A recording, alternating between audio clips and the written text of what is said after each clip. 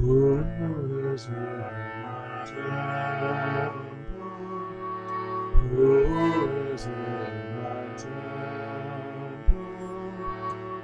All the doors do open themselves, all the lights do light themselves, all the doors do open themselves, all the lights do light themselves.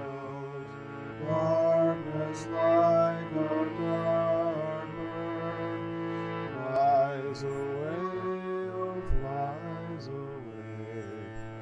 Darkness like a dark bird flies away, oh flies away.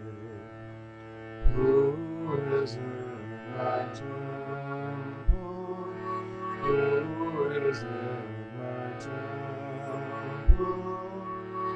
All the doors do open themselves, all the lights do light themselves, all the doors do open themselves, all the lights do light themselves.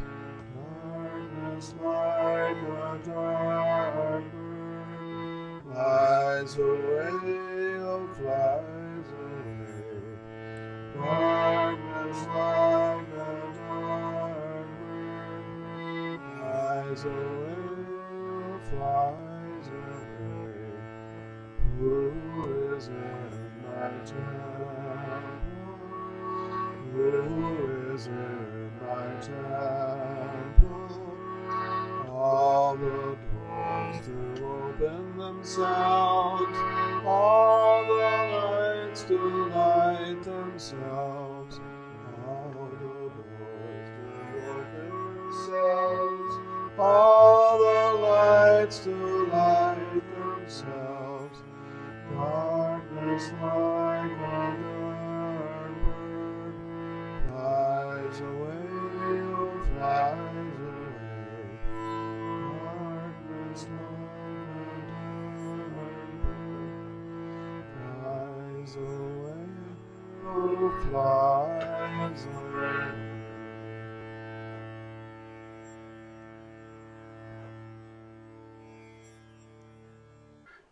We're going to play the Yogacharya meditation now. I will say a short prayer. Heavenly Father, Divine Mother, Friend, Beloved God, Jesus Christ, Bhagavan Krishna, Babaji, Lahari Mahashai, Sri Yukteswar, Paramahansa Yogananda, saints and sages of all religions, we humbly bow to all of you. Free our spiritual path from all obstacles, and lead us to the shores of eternal wisdom and bliss. May thy love shine forever on the sanctuary of our devotion, and may we be able to awaken thy love in all hearts. Om, peace, bliss. Amen. And now we'll have the Yogacharya meditation, followed by 15 minutes of silent meditation. Now, as we begin our meditation this morning, let us all sit uprightly in our seats with our spine straight, shoulder blades together, chin level, leaning slightly forward for balance. The feet may be placed flat on the floor and together. And with the backs of the hands lying at the junction between the thighs and the abdomen, all the energy circuits are closed so that energy is not escaping from your body, because the energy that is circulating at different, say, the knee joints and the ankle joints and around the feet, around the hips and the wrists and the hands and the elbows and the shoulders, are all moving in a circuitous motion. The yogi straightens out all those circuitous motions and begins to draw the energy, straighten these circuits out, and begins to draw them from the tips of the limbs, from the fingers or the toes, or fingers through the hands, and then the upper arm, and back into the body, and from the toes back into the feet, and into the legs, and then into the upper leg, lower leg, and then the upper leg, back into the body. And after the energy has been withdrawn back into the trunk of the body, and then the energy will begin to flow by itself toward the spine. And then as it moves toward the spine, into the spine, and you can watch it with your mind if you want to, if you meditate on it a little bit. And then when it gets into the spine, it takes an upward track toward the top of the head, using the spine as a channel to bring the energy toward the top of the head. And as you bring it back into the body and through the spine, then the energy passes through these chakras or lotus centers. They're called seals in the Book of Revelation. The seals to be eventually broken within each and every one's consciousness. And then one rises from the lower state of consciousness into the higher stages step by step. And then as the energy moves toward the top of the spine, then through the neck, and then to the spiritual eye, or the point between the eyebrows, that is the point of concentration. So the Gita text and all saints and sages all concentrate their attention at the point between the eyebrows. That is the door through which one escapes into the infinite. He really doesn't escape through the infinite. When the spiritual eye is open, he finds himself already in it. He always is in it and always was in it, but he realizes that he is in the infinite light of consciousness, out of which we have all come and back into which we will all eventually return in consciousness. Now, if you concentrate your attention at the point between the eyebrows, lifting your attention with your mind, and place the attention one-pointedly at the mid-spot between the eyebrows. That will cause you to have to raise the eyeballs a little bit, and as though the right posture of the eyeballs will be, and you can do a little test by yourself, that if you just look up, not cross-eyed, just look up, and you see the shadow of your eyebrow. And then you look at that and then close your eyes, and then your eyes will be in the right position. See? Because what you're trying to do is to get into the superconscious mind within yourself and leave the conscious mind, which is in the middle, so to speak, the superconscious mind below. The conscious mind is you only had that since you've been born. You developed that since birth. That's developed to take advantage of the location you are in the universe, or what planet you may be on, or where you've taken up this lifetime. And you have to learn about the things around you. You have to learn out where you've landed and what your purpose is here, and where you're going, and to get an idea of the surroundings that you develop. And then when you pass from this body through the door of death, you lose the conscious mind again. But all of the experiences that you have in a lifetime are all kept and registered and filed in the library of the mind, in the library of the subconscious mind. Now when you meditate, you really do the same thing. You forget that you have a conscious mind, or the mind that all it does is to see, feel, hear, taste, and smell. That is the contact to the outer world for souls that evolve out of one life into another. But when you learn how to meditate, you withdraw the activity of the conscious mind, which might be simulated like, say, you close your fist, your 5 fingers out like an outstretched hand would be like the 5 senses going out from the conscious mind. So when you begin to close your fingers into the fist, you fold your fingers into the fist, and then it isn't used anymore. And then you can explore in consciousness your subconscious or your superconscious mind. The superconscious part of your mind is light. It's dazzling light. The subconscious mind is a record of all experiences, not only in this lifetime, but all lifetimes past, ever since you've been in evolution. There are the recordings, and it's called, in occult parlance, it's called the Akashic Records. So everything that you do, every act, thought, word, act, and deed is recorded there. Whether your acts are of good or ill, whatever they are still there. And that is why meditation then, when we begin to see our faults and our mistakes and our realize that we are unsteady creatures and wayward ones as well, that we can begin to regain control of ourselves.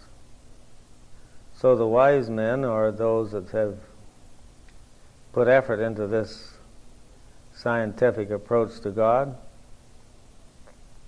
and the yogis find that they have to retrain the mind or reorganize the mind so that it can work normally and naturally once more. And that is why yogis practice meditation. Now, don't let anyone let your attention get away from your attention at the point between the eyebrows, because if you do, you're not doing anything. You haven't even started. You're sitting there just like maybe blinking around like a toad in a hailstorm. So that isn't meditation at all. The body must be steadied. And the reason for that is because if you practice sitting quiet and still, you begin to get control of your body. And that's the first control that you must have. Then after the body no longer bothers you, and then you can begin to look inside yourself at your own mind.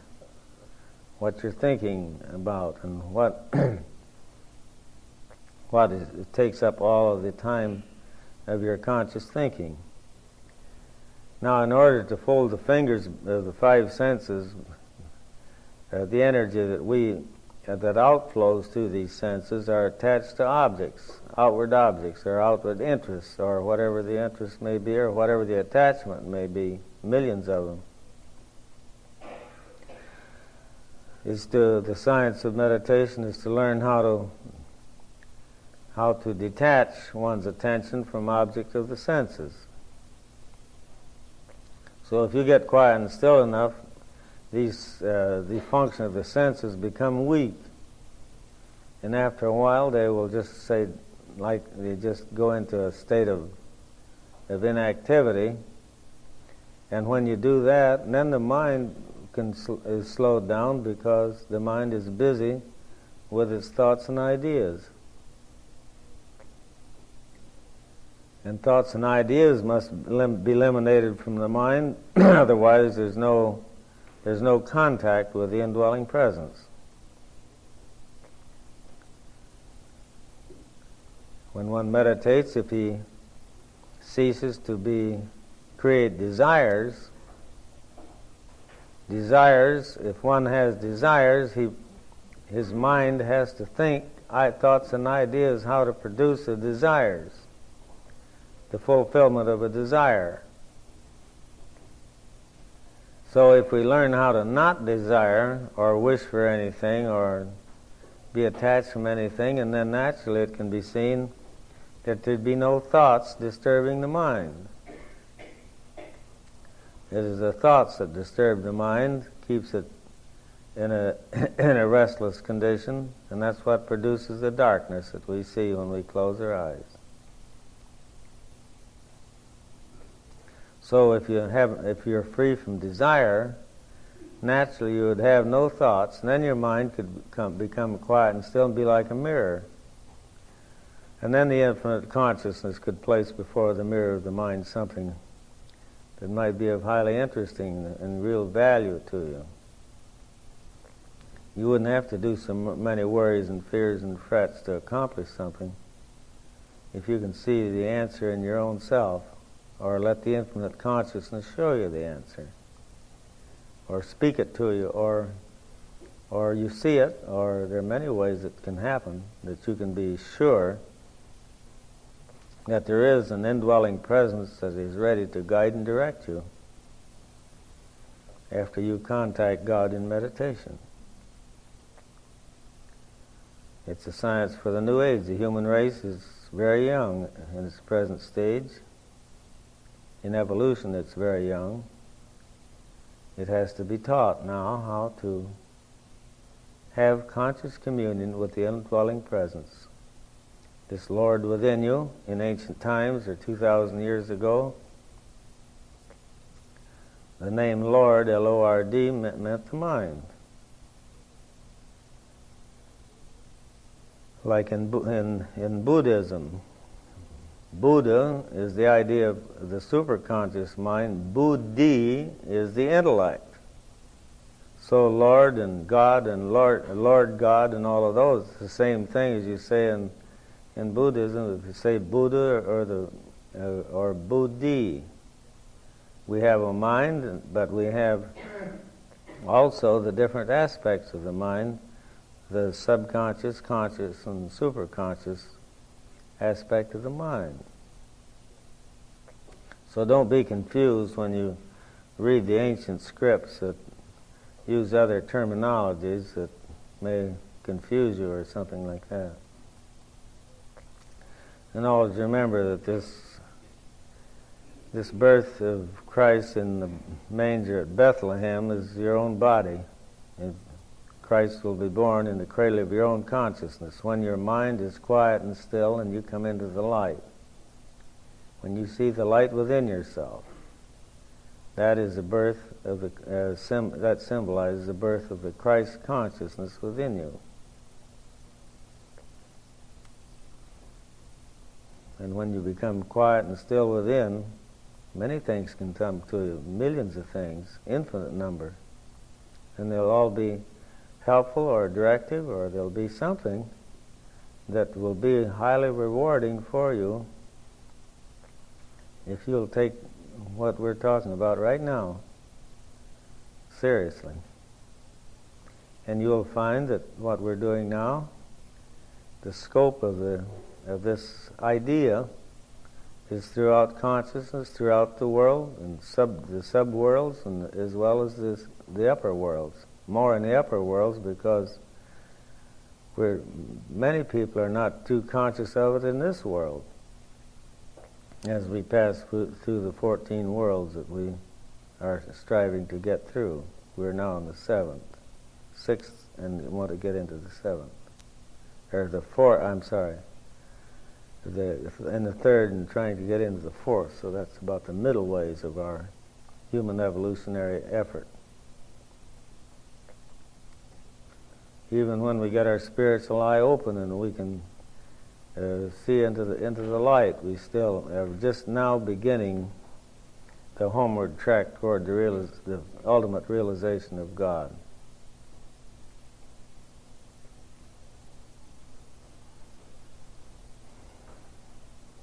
Now, when you learn to sit quiet and still, like we're doing now, keep your concentration at the point between the eyebrows.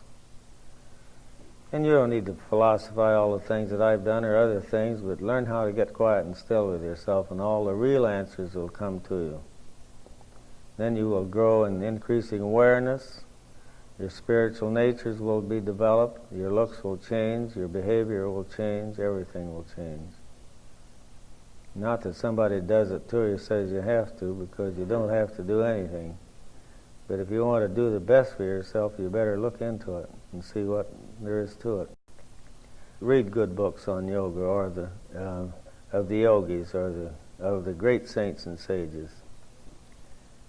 we have many individuals in evolution are labeled saints, but they're not. Those are titles given maybe sometime after they've left the earth or even while they're here, as far as that's concerned. But a real saint or a sage or a seer is one that stills himself within so he can see into the land of Canaan. As Moses, the story of Moses with the Israelites in the wilderness. See, the wilderness means the wilderness of the senses, but two he trained to see into the land of Canaan. Only two reported back that land of milk and honey.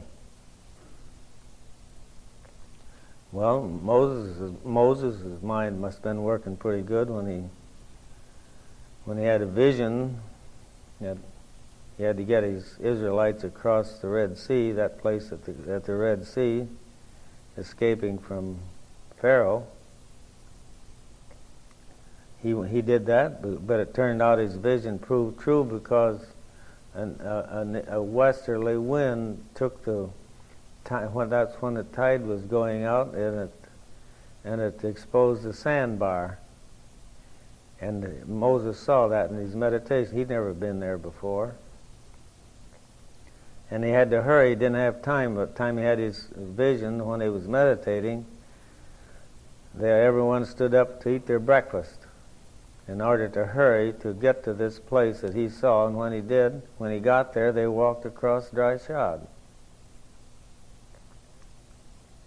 Pharaoh came with his hordes and followed right in there after him because they tracked him right in there. And by the time he got there, the tide had changed and came in and drowned the whole army of them. Well, that was the difference between one getting divine injunction or perception or something that told him of the future, what to do and how to do it, and he was all right. But what happened to Pharaoh, the ignorant one? He might have been a great ruler, powerful physically and all that, but that doesn't do what Moses did versus what he did. So those are some of the things that can come to you in meditation. We have these examples down through history, through all the races and the times and climes and all those spiritual ones that have developed their minds so that, and everyone can do it if he would. You don't have to think about the great Moses because he was only a human being just like we are. Even as great as Jesus was, he says, you can do all the things that I'm doing and greater things. Because we have a more complex world that we're living in today than what he had then. So if you can do great things in this, you're doing as great a thing as he said he did in that lifetime, 2,000 years ago. He said, you can do all the things and I've done in greater things. Know ye not that ye are all gods?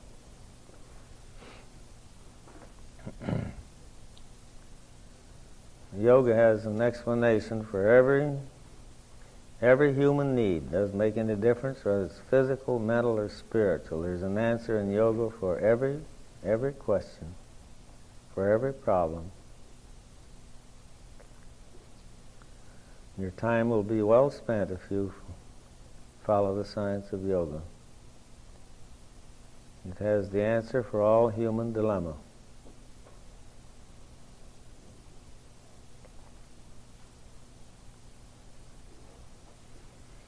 Now for just a little while, let us all become very quiet and still, and be careful not to disturb the one next to you, because when we get quiet here, when you make a little noise, it sounds like a rock and roll thing. You hear, your sense of hearing even sensitizes for a little while, until you learn how to take control of it. But a little disturbance in one part of the temple or the other sets up vibrations that interfere with one's effort to meditate. So let us be friendly and considerate in when we try to meditate, not to make the slightest noise of any kind. Not even a cough or a turn or a twist or anything. Because everyone here today can meditate as one, not as whatever number there are here today, but as separate creatures. So let us all be quiet and still. Keep your attention focused at the point between the eyebrows.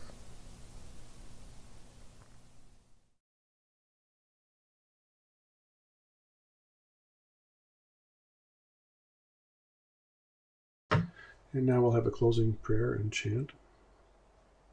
We'll all affirm together, Heavenly Father, Divine Mother, ignite our earthliness with the flame of infinity. With the torch of devotion, blaze our dark indifference, our restlessness, and our ignorance. Inflame our minds with thy thoughts. Inflame our hearts with thy love. Inflame our souls with thy joy. Om, peace, bliss. Amen.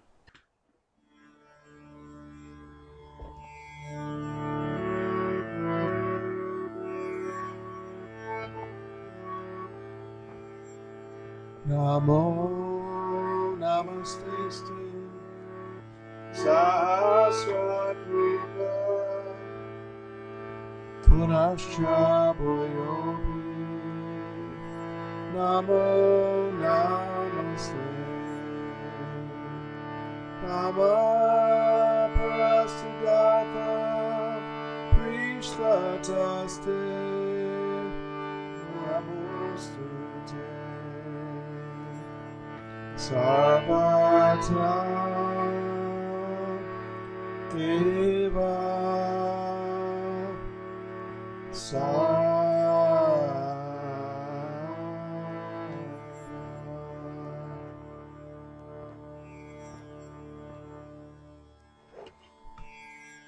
Namaste. Thank you.